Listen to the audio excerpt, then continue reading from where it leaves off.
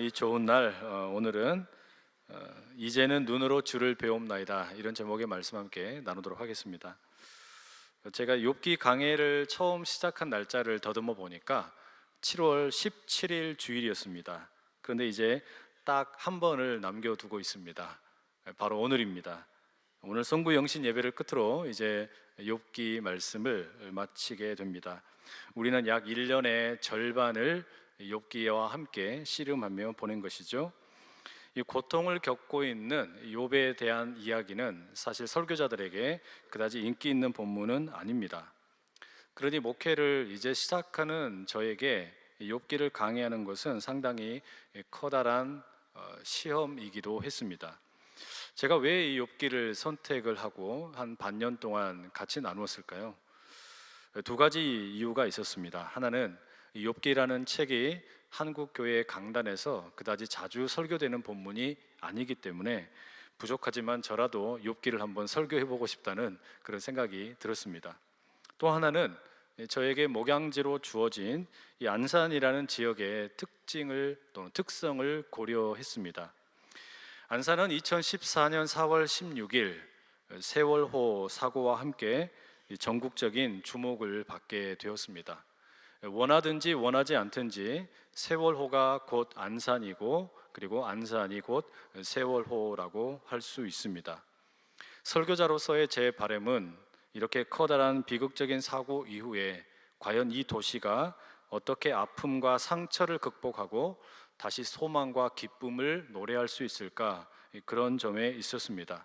바로 그런 이유 때문에 우리는 지난 6개월 동안 욥기의 말씀을 함께 나눈 것이죠.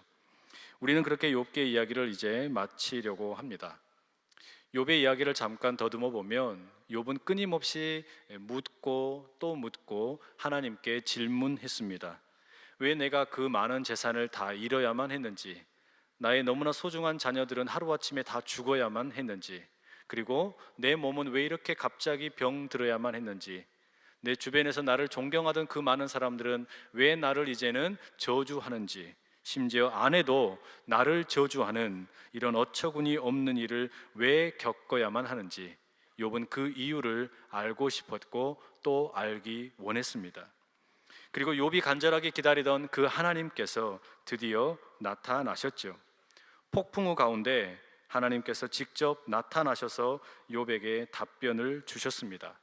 고통의 이유를 알고 싶어하던 욥에게 주신 하나님의 답변은 크게 두 가지였습니다.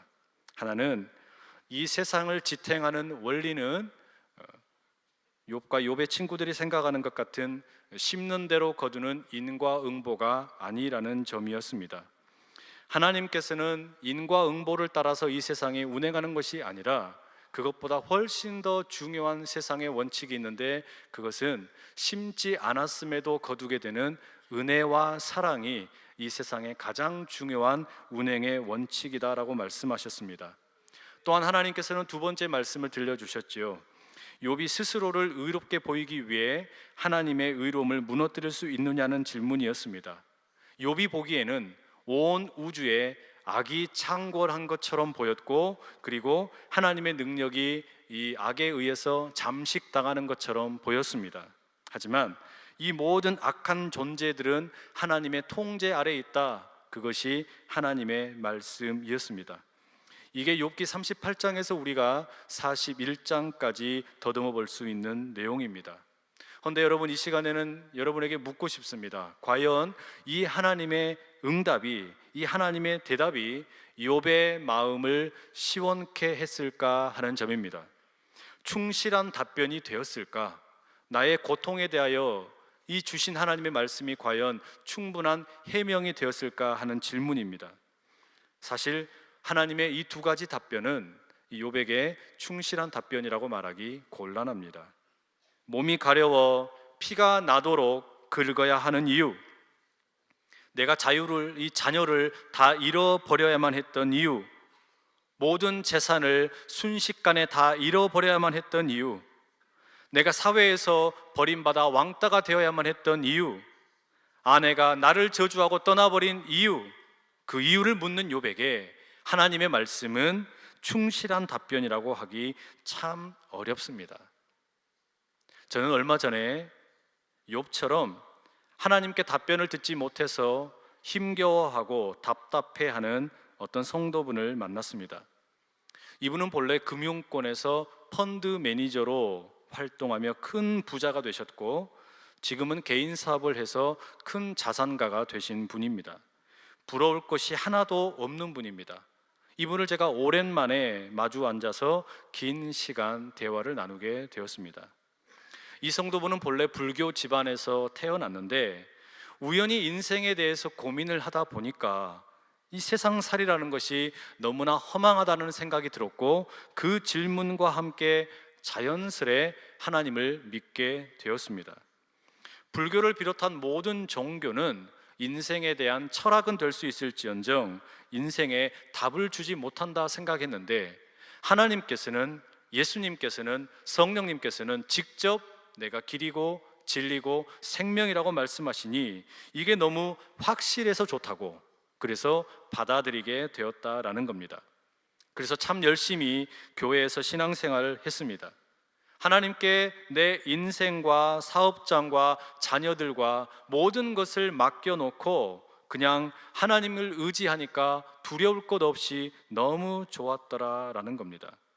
그런데 약 10년여의 그런 신앙생활을 마친 후, 10년여의 신앙생활을 돌이킨 후 이분은 교회를 떠났습니다. 10년의 신앙생활을 한 후에 남는 것은 하나님에 대한 의심, 더 정확히는 교회에 대한 실망으로 이제 교회를 떠난 지 2년이 되었다라고 저에게 고백을 하는 겁니다. 자신은 교회를 다니며 자신이 가지고 있는 모든 인생과 삶의 모든 것들을 하나님께 맡기고 사니까 두려울 것이 없었는데, 정작 교회에서 만나게 되는 리더들은 하나님께 맡기지 못하고 두려워하며 사는 것처럼 보이더라는 말입니다. 특히 신앙생활을 오래 한 분들을 보니까 오히려 하나님을 의지하지 못한 채 세상의 것을 더 좋아하는 것처럼 보여서 그게 너무 실망스러워서 교회를 떠나게 되었다라고 말합니다. 근데 저는 물었습니다. 그러면 2년 동안 교회를 안 다니시고 이제는 성도가 아니신데 왜 저를 찾으셨냐고, 연락을 했냐고 물었습니다. 자신의 답답한 마음을 들어줄 것 같아서 저에게 연락을 했답니다. 그렇게 저를 좋게 봐주셔서 참 기쁘다고, 감사하다고 답변 드렸습니다. 신앙에 대한 회의가 생겼을 때 대화를 할 만한 목회자가 생각나는 사람이 아무도 없었는데 제가 생각나서 연락을 했다는 겁니다. 근데 이분의 핵심은 단순했습니다. 그렇게 세상에서 살다가 하나님을 만나 10년 동안 뜨겁게 그 신앙생활하며 너무 행복했고, 그러나 사람들 때문에 실망해서 교회를 2년 동안 떠났는데 다시 하나님 만나고 싶다는 겁니다. 다시 하나님을 향한 그 신앙을 회복하고 싶다라는 고백을 저에게 들려주는 거였습니다. 돈도 많고 사업도 잘 되고 남 부러울 것이라고는 하나도 없는 분인데 영적인 목마름이 자신의 영혼 깊숙한 곳에 있음을 고백한 것입니다. 두렵기 때문이겠죠. 전에는 하나님께 다 맡기고 살았는데 이제는 교회를 떠났으니 그 하나님을 의지할 수 없고 하나님께 맡길 수 없는 거 아니겠습니까? 그래서 자신이 직접 자신의 건강을 챙기고 사업장을 챙기고 살았답니다. 2년을 오로지 자신의 사업과 자신의 건강만 의지하며 살다 보니까 건강은 옛날보다 훨씬 좋아지고 사업도 성장을 하면서 참 많이 좋아졌는데, 그런데 희한하게 마음은 더 두려워지더라는 거죠. 의지할 대상이 사라져 버리니까 두려워졌다라고 말하는 겁니다. 이게 참 저는 솔직한 고백이다라고 생각이 들었습니다. 그리고 이분은 답을 듣고 싶어 했습니다. 하나님이 정말로 믿을 수 있는 분인지, 사람들의 그런 모습을 보면서도 실망했지만 그럼에도 불구하고 다시 내가 하나님을 신뢰하고 믿을 수 있는지, 내 영혼을 맡길 만한 분인지, 그것만 명확하게 해결된다면 미친 듯이 예배했던 2년 전의 삶으로 돌아가고 싶고, 예배하며 하나님께 맡기고 살았던 두려움이 없었던 그 시절로 돌아가고 싶다. 그 질문을 저에게 하는 겁니다. 분명하기만 하다면, 명확하기만 하다면 이 질문에 답이 분명하게 주어질 수만 있다면, 시원하게 알 수만 있다면, 과학적으로 수학적으로 증명될 수만 있다면 자신은 다시 예배 드리고 싶다는 겁니다.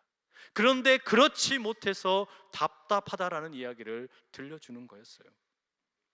여러분, 제가 그분에게 시원시원한 답을 전해드렸을까요? 전 그러지 못했습니다.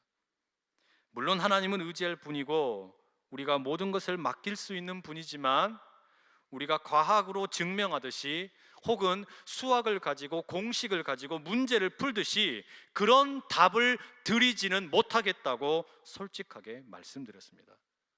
왜 그렇습니까? 우리가 믿는 신앙의 언어라는 것이 과학의 언어와 다르고 수학의 언어와 다르기 때문입니다. 우리의 신앙 속에는 뭔가 분명하고 명확하고 확실한 것보다는 믿으면 믿을수록 이상하게 애매한 것이 많고 모호한 것이 많고 불확실한 것이 많게 보이기 때문입니다. 고통의 이유를 알고 싶어하는 욥의 심정도 여러분 그런 것 아니겠습니까? 명확한 답을 받고 싶은데, 명확한 답을 알고 싶은데 하나님은 답변을 정확하게 해주시지 않는 겁니다. 뭔가 모르게 애매하고 모호하다라는 말이죠. 세상이 운행되는 원리가 뿌린 대로 거두는 것이 아니라 사랑과 은혜이다. 악이 지금은 이기고 있는 것처럼 보이지만 결국은 하나님이 통제하고 계신다. 멋진 답변이죠. 너무나 훌륭한 답변이죠. 그런데 이 답변이 지금 당장 고통을 당하고 있는 사람에게 정말로 시원한 답변이 될까? 만족스러운 답변이 될까? 그렇지 못한 것 같기 때문입니다. 그런데 여러분, 이런 하나님의 말씀을 듣고서 욥은 하나님께 이제 다시 응답을 하는 겁니다. 오늘 본문이 바로 그 응답이라고 할 수 있죠. 오늘 욥은 이 짧은 6절 속에 자신의 신앙을 세 가지로 고백을 하고 있습니다. 오늘은 이 내용을 여러분과 함께 꼭 나누고 싶습니다. 먼저 1절과 2절의 말씀을 우리가 자막을 보시고 함께 읽어보도록 하겠습니다. 시작. 욥이 여호와께 대답하여 이르되 주께서는 못하실 일이 없사오며 무슨 계획이든지 못 이루실 것이 없는 줄 아오니. 여러분, 욥과 욥의 친구들은 본래 인과응보의 원리, 우리가 무엇이든지 뿌리면 또는 심으면 그대로 거둔다는 법칙을 세상의 원리라고 생각을 하고 살았습니다. 내가 악을 심으면 악을 거두고, 내가 누군가를 괴롭히면 나도 괴롭힘을 받게 된다, 뭐 이런 셈입니다. 그리고 그것이 또한 하나님의 뜻이고 하나님의 계획이라고 믿었습니다. 그런데 하나님께서는 그렇지 않다라고 답변을 하신 것이죠. 그것보다 더 중요한 원리가 있는데, 그것은 바로 이 세상을 향한 하나님의 사랑과 은혜의 법칙이 세상을 움직인다라고 말하였습니다. 사실 여러분, 우리가 이것은 자녀를 양육하는 부모라면 누구나 알 수 있는 사실이죠. 부모는 자녀의 모습 속에서 아무것도 주어지는 것이 없는 것처럼 보여도 사랑을 쏟고 은혜를 부어주게 됩니다. 여러분, 지금 이 사실에 대해서 욥은 지금 고백을 하는 겁니다. 하나님께서는 이 온 우주를 향하여 분명한 계획이 있으시다는 것, 그리고 그 계획은 하나님의 뜻대로 진행되고 있다는 사실을 깨달았다라고 말하고 있습니다. 그래서 하나님의 사랑과 은혜를 통해 하나님의 계획은 차질 없이 운행되고 있음을 믿습니다. 이것이 욥의 첫 번째 고백입니다. 그럼 두 번째 고백은 무엇일까요? 우리 3절과 4절의 말씀인데, 이 개역 개정 번역이 이해하기가 쉽지 않아서 우리 새번역 성경으로 자막에 나오시는 내용을 같이 함께 읽어보겠습니다. 시작. 잘 알지도 못하면서 감히 주님의 뜻을 흐려놓으려 한 자가 바로 저입니다. 깨닫지도 못하면서 함부로 말을 하였습니다. 제가 알기에는 너무나 신기한 일들이었습니다. 주님께서 말씀하셨습니다. 들어라, 내가 말하겠다. 내가 물을 터이니 내게 대답하여라 하셨습니다. 욥의 두 번째 고백입니다. 이게 무슨 이야기일까요? 내가 제대로 알지도 못하면서 내 입을 놀렸다라고 말합니다. 하나님의 그 계획, 사랑과 은혜의 원리에 대해서 알지도 못하면서 엉터리로 말을 했다라고 고백하고 있습니다. 그리고 이어서 말하지요. 지금 내가 살고 있는 이 현실에서는 지금 하나님의 계획을 확실하고 분명하게 알 수가 없다는 사실을 깨달았습니다. 이게 욥의 두 번째 고백이에요. 분명히 하나님은 사랑과 은혜로 이 세상을 운행하고 계시는데 하나님의 더 큰 그 계획, 하나님의 그 뜻, 그것은 지금 내가 살고 있는 현실에서는 분명하고 확실하게 알 수 없다라는 것을 깨달았다는 거죠. 나의 깨달음의 한계, 나의 인식의 한계, 나의 모든 지각의 한계를 지금 욥이 고백하는 겁니다. 그렇기 때문에 욥은 뭐라고 말하는 겁니까? 인생이란 궁극적으로 신비한 것이다. 다 알 수 없기 때문에 신비한 것이다 라고 어렴풋이나마 깨닫게 되었다고 고백하는 것이죠. 이게 욥의 두 번째 고백입니다. 그리고 마지막 욥의 세 번째 고백은 무엇입니까? 5절과 6절입니다. 우리 5절과 6절의 말씀 같이 함께 읽어보겠습니다. 시작. 내가 주께 대하여 귀로 듣기만 하였사오나 이제는 눈으로 주를 배옵나이다. 그러므로 내가 스스로 거두어드리고 티끌과 제 가운데에서 회개하나이다. 여러분, 이제 욥은 선택의 기로에 서 있는 겁니다. 아, 내가 알고 있던 이 세상의 원리가 틀렸구나. 인과 응보가 아니라 하나님의 은혜와 사랑을 따라서 세상이 운행되는구나. 오케이, 하나님 알았습니다. 아, 그런데 하나님의 더 큰 놀라운 계획, 하나님의 뜻은 지금은 내가 다 알 수 없는 것이군요. 여기까지 욥이 고백을 했습니다. 그러면 이제 욥은 선택을 해야 합니다. 지금 당장은 내가 다 알 수 없기 때문에 이 하나님에 대한 신앙을 이제는 버려버릴 것인지, 아니면 내가 다 알 수 없지만 이 하나님에 대한 신앙을 계속해서 붙들 것인지 선택을 해야 한다는 말이죠. 다 알 수 없어요. 하나님의 계획과 하나님의 뜻을 내가 선명하게, 분명하게, 명확하게 알 수 없습니다. 그러니 선택을 해야 하는 거예요. 그럼에도 불구하고 하나님을 믿을 것인지, 그렇다면 나는 하나님을 버릴 것인지 선택을 해야 하는 겁니다. 욥의 선택은 무엇입니까? 마지막 고백이 이거죠. 하나님, 지금은 제가 다 이해할 수 없습니다. 지금은 제가 다 파악할 수 없습니다. 그러나 그럼에도 불구하고 저는 하나님을 믿겠습니다. 그럼에도 불구하고 저는 하나님을 선택하겠습니다. 그럼에도 불구하고 저는 그 하나님을 붙들고 살아보겠습니다.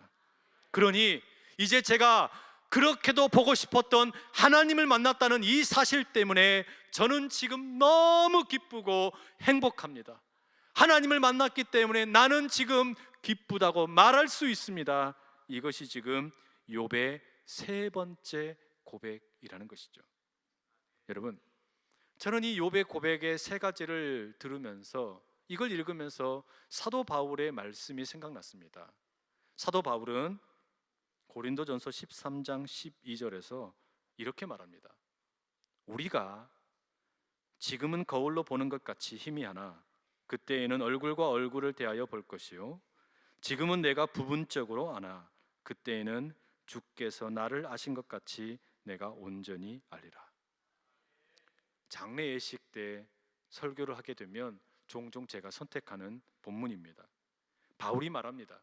지금은 마치 거울로 바라보는 것처럼 희미하다라고 말하고 있습니다. 이 거울은 우리가 지금 사용하고 있는 깨끗한 투명한 거울이 아닙니다. 이 당시의 거울은 불투명한 그런 청동 거울이었습니다. 지금 내가 살고 있는 삶이라는 것은 그렇게 희미하다고 바울이 말하는 것이지요. 이 삶이라는 것이 너무나 애매하다라고 말하는 것이지요. 이 삶이라는 것이 너무나 모호하다라고 말하는 것이지요. 이게 지금 바울의 고백입니다. 그런데 여러분, 이어지는 바울의 고백이 무엇입니까? 그때는, 우리 주님께서 찾아오시게 되는 그때는 내가 지금 이렇게 희미하게 보는 것 같이 보는 것이 아니라 얼굴과 얼굴을 마주하는 것처럼 깨끗하고 선명하고 분명하게 알게 될 것을 믿습니다. 이게 지금 바울의 고백이라는 말이죠. 내가 지금은 부분적으로 알고 있지만 그때에는, 우리 주님께서 다시 임하시게 되는 그때에는 하나님께서 나를 분명하게 알고 계시는 것처럼 나도 이 모든 것을 온전하게 알게 될 것을 믿습니다. 이게 지금 바울의 고백이라는 말입니다. 여러분, 욥의 고백과 참 많이 닮지 않았습니까? 그렇습니다. 여러분, 우리는 인생의 고통과 아픔, 그리고 역경의 이유를 다 파악할 수가 없습니다. 왜 수학여행을 떠났던 딸이 세월호에서 바다에 잠들어야만 했는지, 사랑하는 아내가 고통을 이기기 위해 수면제를 먹고 잠들었는데 아침에 왜 깨어나지 못했는지, 가정을 지키려고 그렇게 노력했건만 왜 이 가정이 파탄에 이르게 되었는지, 내가 그렇게 열심히 살고 정직하게 살았음에도 불구하고 왜 나의 사업장이 순식간에 무너지게 되었는지, 여러분, 우리는 답을 다 알 수가 없습니다. 그렇게 여러분, 그렇기 때문에 저는 서툰 말로 여러분의 고통에 대해서 감히 답을 안다고 말씀드릴 자신이 없습니다. 분명한 답, 명확한 답, 확실한 답, 선명한 답을 감히 말씀드릴 수가 없습니다. 과학의 언어처럼, 수학의 언어처럼 정확하게 답이 드려질 수 없다라고 말하는 겁니다. 어쩌면 여러분, 우리가 지금 6개월 동안 그렇게 욥기를 씨름하며 읽어온 결론이 이것일지도 모르겠습니다.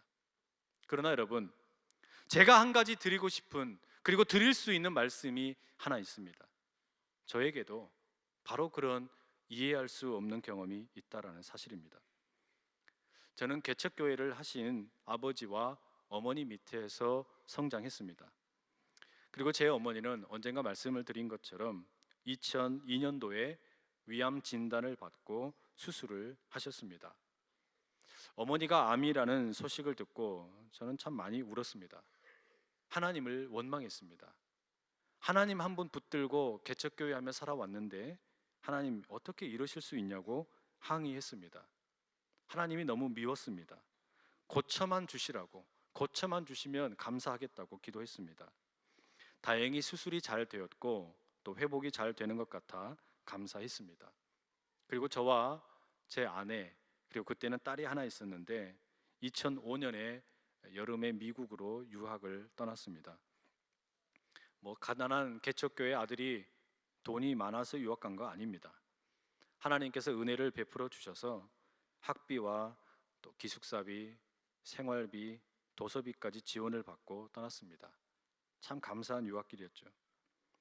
그렇게 열심히 두 번째 학기를 보내고 있을 때 아버지가 저에게 전화를 주셨습니다. 무겁고 떨리는 목소리로 어머니가 위독하다고 말씀하셨습니다. 급하게 아내와 딸이 귀국을 했고 저는 학교에 소식을 알리고 뒤늦게 귀국하게 되었습니다. 어머니는 너무 초췌한 모습이었습니다. 마치 이집트의 미라처럼 말라 버려셨습니다. 어머니는 아들이 미국에서 왔으니 제가 있을 동안에 장례를 치러야 한다고 말씀하셨습니다. 그러면서 부탁하시기를 마지막 생명줄이었던 링거를 빼달라고 하셨습니다. 아들로서는 차마 할 수 없는 일이었지만 어머니께서는 그 길을 택하셨습니다. 그리고 2006년 4월 30일 주일 아침 10시 45분에 어머니는 가족의 곁을 떠나 하나님께로 가셨습니다. 어머니는 교회와 벽을 사이에 두고 붙어 있는 사택의 조그마한 거실에서 그렇게 조용히 평안하게 숨을 거두셨습니다. 그 시간에 아버지께서는 이미 주일 오전 예배를 인도하기 위해 교회로 들어가셨습니다. 친척 한 분이 어머니께서 세상을 떠나셨다는 소식을 아버지에게 전해드렸습니다. 아버지께서는 거실로 들어오셔서 주검이 되어 식어져가는 어머니를 보셨습니다. 크게 우시고 다시 예배당으로 돌아가셨습니다. 예배를 인도하기 위해, 설교하기 위해 기도하기 위해, 찬양을 하기 위해 11시가 되었습니다. 예배가 시작되었습니다. 사모님의 죽음을 알리면 참석한 성도들이 예배를 드릴 수 없을 것 같아서 아버지는 그 어느 때보다 더 열심히 그리고 씩씩하게 찬양하며 기도하며 설교하셨습니다. 저는 차마 예배 드리러 갈 수 없어서 어머니 옆에 앉아 있었고 벽 너머에서 들려오는 아버지의 음성을 들었습니다. 아내의 죽음으로 인한 슬픔을 꾹꾹 누르고 찬양과 기도와 설교를 전하는 아버지의 떨리는 음성을 들었습니다. 저는 그 상황을 도저히 이해할 수가 없었습니다. 하나님, 어떻게 이런 일이 있을 수 있습니까? 이걸 도대체 어떻게 이해하라는 말씀입니까? 주님, 저는 도저히 모르겠습니다. 하나도 모르겠습니다. 어머니를 먼저 데리고 가신 하나님도 이해 못하겠고, 엄마의 죽음을 억누르고 기도하고 찬양하고 설교하고 예배를 인도하는 아버지도 이해할 수가 없습니다. 이런 말도 되지 않는 현실을 이해할 수가 없습니다. 하나님께 묻고 또 물었습니다. 그때 벽 너머 아버지의 목소리와 함께 하나님의 음성이 저를 찾아왔습니다. 요한아, 넌 내 큰 뜻을 이해할 수 있겠니? 이게 목회다. 이게 삶이고 현실이다. 네가 섬겨야 할 성도의 삶이 이런 것이다. 네가 만나야 할 사람들이 이런 이해할 수 없는 삶을 살고 있다.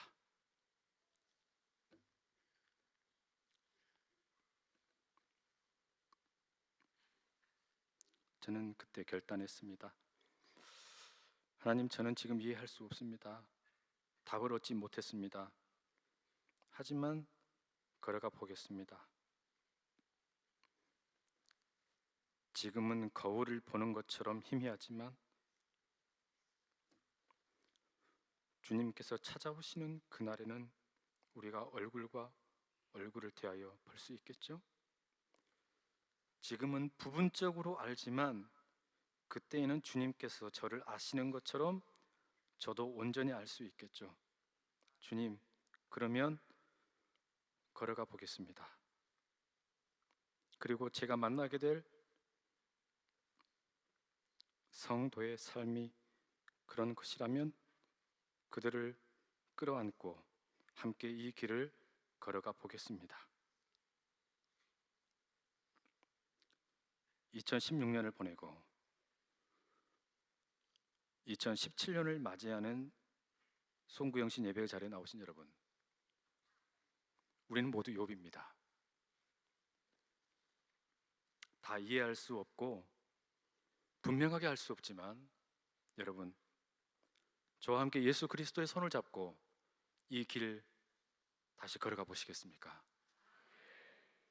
다 이해할 수 없지만 2016년에 나에게 찾아왔던 고난과 아픔과 슬픔들, 다 이해할 수 없지만 새로운 한 해도 그런 믿음을 가지고 함께 다시 한번 살아보시겠습니까?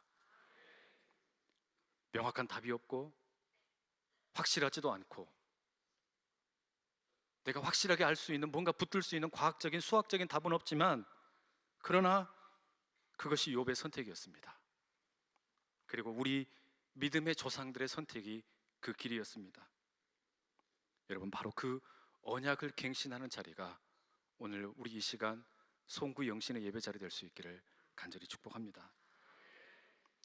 2차 세계대전이 한참이던 20세기 초반에 독일에서 신앙의 순수함을 지키며 나치 정권과 맞서 싸웠던 디트리 본 회퍼 목사님께서 만드신 선한 능력으로라는 찬양을 들으시며 우리가 성찬으로 나아가는 길을 준비하도록 하겠습니다.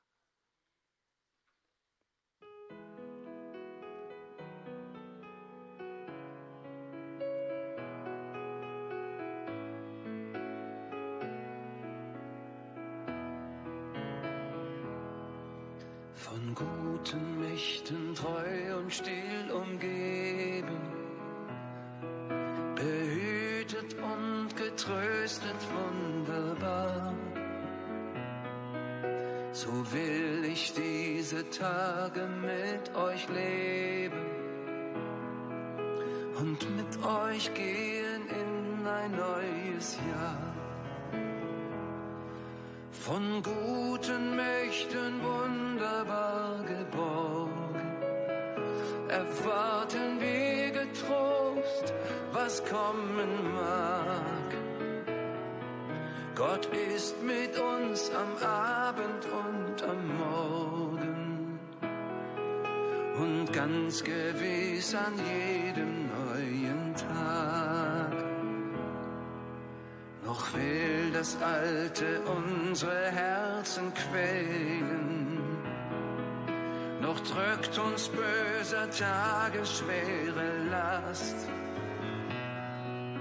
Ach Herr, gib unseren aufgescheuchten Seelen das Heil, für das du uns bereitet hast. Von guten Mächten wunderbar geborgen, erwarten wir getrost, was kommen mag. Gott ist mit uns am Abend und am Morgen und ganz gewiss an jedem neuen Tag. Lass warm und still die Kerzen heute flammen, die du in unsere Dunkelheit gebracht. Für wenn es sein kann, wieder uns zusammen. Wir wissen es, dein Licht scheint in der Nacht. Von guten Mächten wunderbar geborgen, erwarten wir getrost, was kommen mag. Gott ist mit uns am Abend und am Morgen und ganz gewiss an jedem neuen Tag.